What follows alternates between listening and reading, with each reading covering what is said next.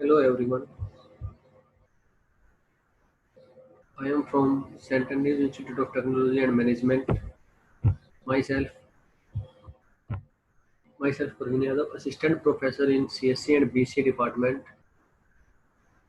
The subject I will start is Computer Architecture and Organization from CSC 4 SEM. Today's topic is pipelining, which is the first topic of Unit 3, which consists of pipelining, non-pipelining, then hazards and all. So basically अभी तक जो हम लोगों ने पढ़ा है अपने computer architecture के अंदर, we have number of instructions to execute our processor takes these instruction and then the instructions are executed. So जब हमारे पास कोई इंस्ट्रक्शन आती है तो उसको हमारा प्रोसेसर फर्स्ट फैच करता है, देन डिकोड करता है, उसके बाद उसको एग्जीक्यूट करता है और फिर वो मेमोरी में रखता है और राइट बैक वगैरह जो प्रोसीजर है वो उसके प्रोसीडिंग फर्दर प्रोसीडिंग जो है वो हमारा प्रोसेसर उसको जनरेट करता है. सो यहाँ पे हमारे पास दो प्रोसेस हैं जिसके थ्रू हमारा प्रोसेसर वर्क करता है. First is pipelining and the second one is non pipelining. So non pipelining हमारे पास बेसिकली क्या कंसेप्ट है कि जहाँ पे हमारे पास नंबर ऑफ इंस्ट्रक्शंस, अगर सपोज कि हमारे पास नंबर ऑफ इंस्ट्रक्शंस 5 है और नंबर ऑफ स्टेजेस एग्जीक्यूट करने के लिए हमारे पास 3 हैं. दैट मीन्स कि वहाँ पे हमारे पास वो 5 इंस्ट्रक्शन को रन करने के लिए नियरली अबाउट 15 क्लॉक साइकिल्स लगेंगी. सो अभी उसको हम फर्दर प्रोसीडिंग में आगे देखेंगे कि क्या कुछ है, किस तरीके से हमारे पास वो प्रोसेस एग्जीक्यूट होती हैं, कौन सी प्रोसेस हमारे लिए, हमारे प्रोसेसर के लिए बेस्ट है, कौन सी प्रोसेस के थ्रू हमारा प्रोसेसर फास्ट एग्जीक्यूट करता है, कौन सी टेक्निक है जिसके थ्रू हमारे प्रोसेसर की जो परफॉर्मेंस है वो इंक्रीज होती है, एक्सेस टाइम इंक्रीज होता है, आउटपुट्स हमें फास्ट मिलते हैं. वो सारा कुछ जो डिस्कस है वो करेंगे इसके बारे में अभी. सो फर्स्ट है पाइपलाइनिंग. बेसिकली एक टेक्निक है जहाँ पे हमारे पास मल्टीपल इंस्ट्रक्शंस है, जहाँ पे नंबर ऑफ इंस्ट्रक्शंस है वो एक हम उसको एज अ ओवरलैपिंग वे में यूज कर सकते हैं. मीन्स कि अगर एक इंस्ट्रक्शन आपकी फैच हो रही है तो एट दैट मोमेंट जो दूसरी इंस्ट्रक्शन है वो डिकोड हो रही होगी, तीसरी इंस्ट्रक्शन है वो एग्जीक्यूट हो रही होगी, जो फोर्थ वन इंस्ट्रक्शन है वो कहीं ना कहीं मेमोरी के अंदर राइट डाउन हो रखी होगी, मेमोरी के अंदर राइट हो रही होगी. सो वही हमारे पास यहाँ पे पाइपलाइनिंग में है. Pipelining is basically an implementation technique where multiple instructions are overlap in execution. यहाँ पे अभी जब हमने डिस्कस किया कि कुछ स्टेजेस है हमारे पास जो कि हमें रिक्वायर्ड है हमारे प्रोसेसर को, वही चीज़ है यहाँ पे कि जो कंप्यूटर पाइपलाइन है वो डिवाइडेड होता है हमारे पास किसके पास, किसके अंदर, स्टेजेस के अंदर. सो हर एक स्टेज एक इंस्ट्रक्शन को कंप्लीट करती है, वो एक पैरेलल वे में कंप्लीशन हमारे पास पाइपलाइन के अंदर जो इंस्ट्रक्शन का जो कंप्लीशन है वो किस वे में होगा, पैरेलल वे में होता है.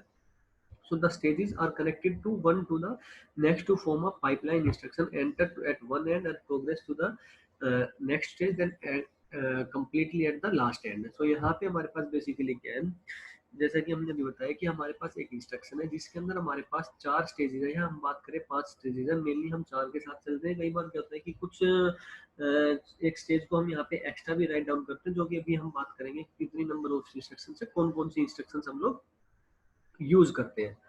सो यहाँ पे जब हम बात करें अगर इंस्ट्रक्शन की स्टेज की, सो सपोज की फर्स्ट इंस्ट्रक्शन हमारी पास है तो वहाँ पे हम लोग क्या करते हैं कि इंस्ट्रक्शन को फैच करता है हमारा प्रोसेसर. मीन्स वो उस इंस्ट्रक्शन को हमारे पास फैच करेगा, लेके आएगा मेमोरी से, उसके बाद उस इंस्ट्रक्शन को डिकोड करेगा. डेट मीन्स कि उस पर्टिकुलर इंस्ट्रक्शन को क्या वर्क करना है वो मेरा प्रोसेसर उस चीज को डिकोड करेगा. और जो डिकोड करने के बाद मुझे आउटपुट मिलेगा वो मैं नेक्स्ट स्टेज को पास ऑन करूंगा, जो कि क्या करेगी, एग्जीक्यूट करेगी उस चीज को. और जो एग्जीक्यूट होने के बाद आएगा मेरे पास जो भी आउटपुट, उसको मैं नेक्स्ट स्टेज में दूंगा कि मुझे मेमोरी के अंदर राइट बैक करना है या मुझे कहीं और आउटपुट उसका जनरेट कराना है. दैट मीन्स कि यहाँ पे हमारे पास जितनी भी स्टेजेस होगी उन स्टेज का कुछ ना कुछ आउटपुट आ रहा होगा और वो आउटपुट हम किसी ना किसी रजिस्टर में स्टोर करा के रखेंगे. सो डैट कि वो रजिस्टर में जो आउटपुट हमने स्टोर करा है वो रजिस्टर हो सकता है कि स्टेज 2 के लिए एज अ इनपुट वर्क करे. तो यहाँ पे हमारे पास pipelining does not decrease the time for individual execution, instruction execution. यहाँ पे अभी हमारे पास क्या है कि जब एक सिंगल इंस्ट्रक्शन होगी, सिंगल इंस्ट्रक्शन जब हम रन कर रहे हैं तो वहाँ पे उसमें कोई ज़्यादा डिफरेंस नहीं है, क्योंकि उतना ही टाइम पाइपलाइनिंग इंस्ट्रक्शन में लगेगा, और सेम टाइम हमारे पास नॉन पाइपलाइनिंग इंस्ट्रक्शन में लगेगा। कैसे क्या लगेगा वो सारा कैलकुलेशन हम अभी नेक्स्ट फेज में अभी करेंगे यहाँ पे।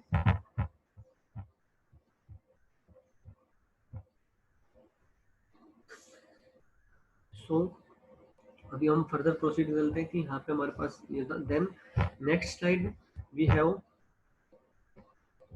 एग्जाम्पल।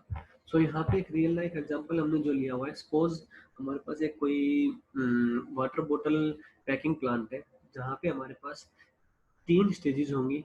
फर्स्ट में हम लोग क्या कर रहे हैं कि बोतल को हमने इंसर्ट किया है, एक पर्टिकुलर मशीन आपके पास जहाँ पे हमने बोतल को इंसर्ट किया है।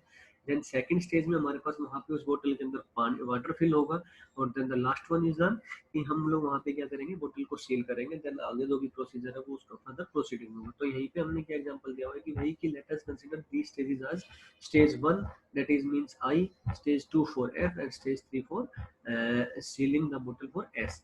So here each stage we take each stage takes 1 minute to complete its operation, means एक स्टेज में 1 मिनट ही मेरे पास लगेगा एक इंस्ट्रक्शन को कंप्लीट होने में। तो यहाँ पे हमने जो डिस्क्राइब किया है नॉन पाइपलाइन फैशन।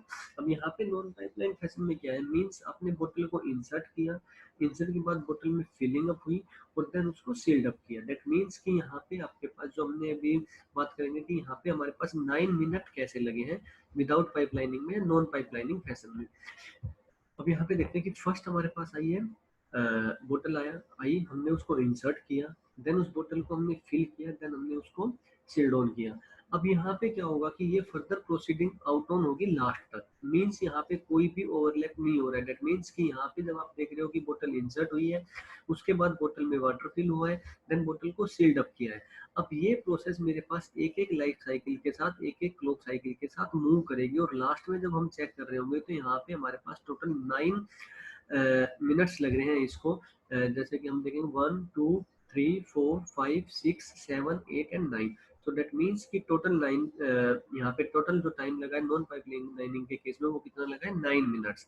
और जबकि हमारे पास जो हमने अभी ऊपर मेंशन किया है कि एक जो स्टेज है वो कितना टाइम लेगी, जस्ट और जस्ट 3 मिनट। मीन्स कि यहाँ पे हमारे पास कितनी स्टेजेस थी, 1 2 और 3, मीन्स इंसर्टिंग, देन फिलिंग और देन सील्ड, मीन्स 3 वहाँ पे हमारे पास स्टेजेस थी। तो यहाँ पे जो हमारे पास टोटल जो टाइम आएगा अभी वो क्या आएगा कि टोटल नंबर ऑफ जो टाइम लगा है वो 9 divided by the number of stages, means एक स्टेज को कितना टाइम वहाँ पे हमने प्रोवाइड किया हुआ है, हमारे प्रोसेसर ने कितना टाइम दिया हुआ है। दैट मीन्स कि total number of instructions in non pipeline fashion is equals to 9 minutes, and the stage takes 1 minute for one stage. We have total 3 stages, so total output is equals to 3 minutes, means यहाँ पे हमें कितना time लगा, 3 minute लगा एक particular एक instruction को complete होने में।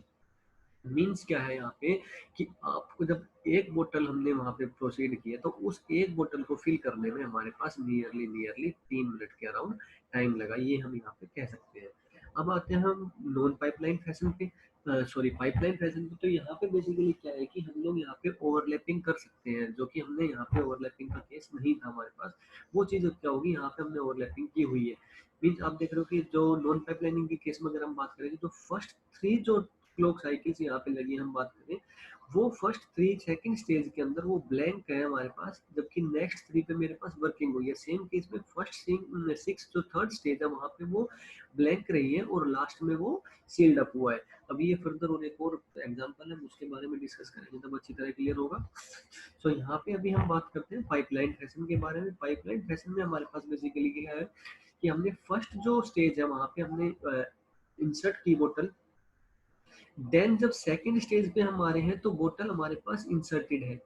इंसर्टेड है मींस जब हम सेकंड स्टेज पे आए तो बोतल इंसर्ट फर्स्ट स्टेज में की है, और सेकंड स्टेज में जब हम आए हैं तो बोतल को फिल अप हम कर रहे हैं। सेम टाइम जब हम थर्ड स्टेज में आए हैं तो बोतल को हम सील कर रहे हैं, और उसी टाइम ड्यूरेशन में हमारे पास क्या हो रहा है कि जब यहाँ पे फर्स्ट इंस्ट्रक्शन आई थी तो फर्स्ट में हमारे पास यहाँ पे कुछ भी नहीं था, लेकिन जब फर्स्ट इंस्ट्रक्शन आई है, फर्स्ट बोतल आई है, और जब वो फर्स्ट बोतल फील्ड हो रही है उसी टाइम पे आप देख रहे हो कि यहाँ पे जो है सेकंड बोतल आपको इंसर्ट हो चुकी है। और जब फर्स्ट बोतल यहाँ पे सील्ड अप हो रखी है तो सेकंड वो जो बोतल हमने इंसर्ट कराई थी वो फिलिंग स्टेज में है, और जो फर्स्ट बोतल हमने इंसर्ट कराई है वो हमारे पास कहाँ पे है, फर्स्ट स्टेज में अभी। तो यहाँ पे जो ओवरऑल टाइम आपका लगा है वो कितनी लगी है, 5 मिनट्स। दैट इज कि जो हमारे पास 3 स्टेजेस की वो टाइम तो आपका जो है वो लगेगा ही, प्लस में 2 स्टेजेस यहाँ पे एक्स्ट्रा जो कि फॉर्मूला है इसका, हम जब एक फर्दर एग्जांपल जो भी हम बात कर रहे हैं उसके बारे में डिस्कस करेंगे तो वो चीजें वहाँ पे अच्छी तरह क्लियर होगी।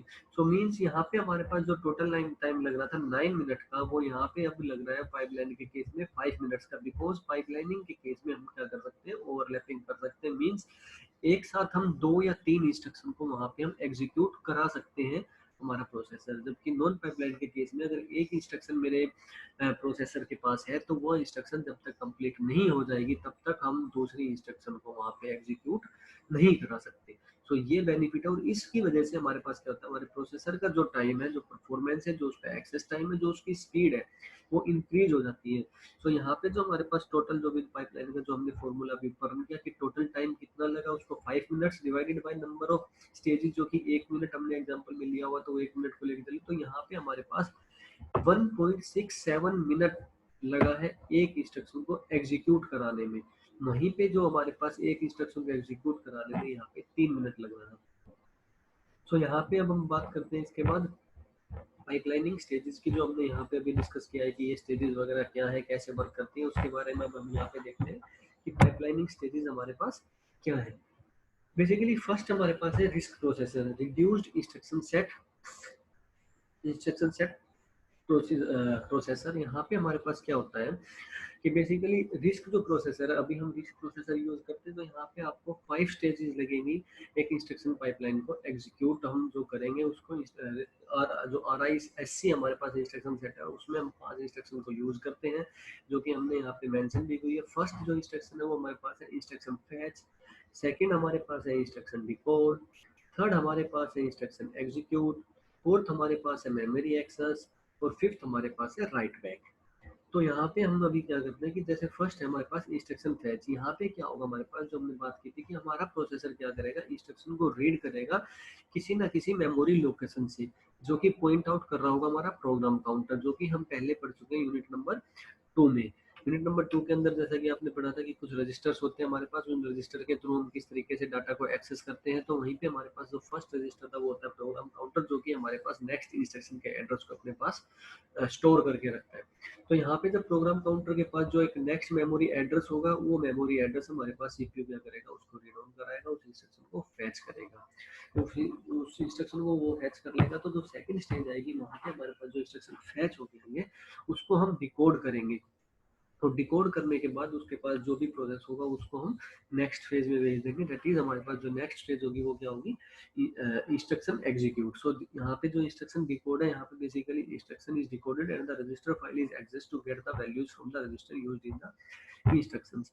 मींस यहाँ पे क्या होगा कि अब जब इंस्ट्रक्शन को हमने डिकोड किया है, मींस सपोज करो कि आपके पास यहाँ पे, अगर मैं इस एग्जांपल के बारे में बात करूँ तो एक इंस्ट्रक्शन थी आपके पास ऐड R1,5। दैट मीन्स कि हमने जब इंस्ट्रक्शन को फैच किया है तो हमारे प्रोसेसर के पास जो इंस्ट्रक्शन आई है वो आई है add example example add R1,5। That means ये एक इंस्ट्रक्शन है आपकी जो हम यहाँ पे अभी एग्जीक्यूट कराएंगे, हमारा प्रोसेसर एग्जीक्यूट कराएगा। तो यहाँ पे जो हमारे पास रिस्क प्रोसेसर है वो एग्जीक्यूट करेगा, तो किस तरीके से करेगा, पहले इस ये वाली जो इंस्ट्रक्शन है वो किसी न किसी मेमोरी लोकेशन पे हमारे पास होगी। उस इंस्ट्रक्शन को हमारे पास हमारा प्रोसेसर फैच ऑन करेगा, और उस इंस्ट्रक्शन के पास जब वो इंस्ट्रक्शन आएगी तो फैच होकर वो उनसे इंस्ट्रक्शन आ जाएगी ऐड R1,5।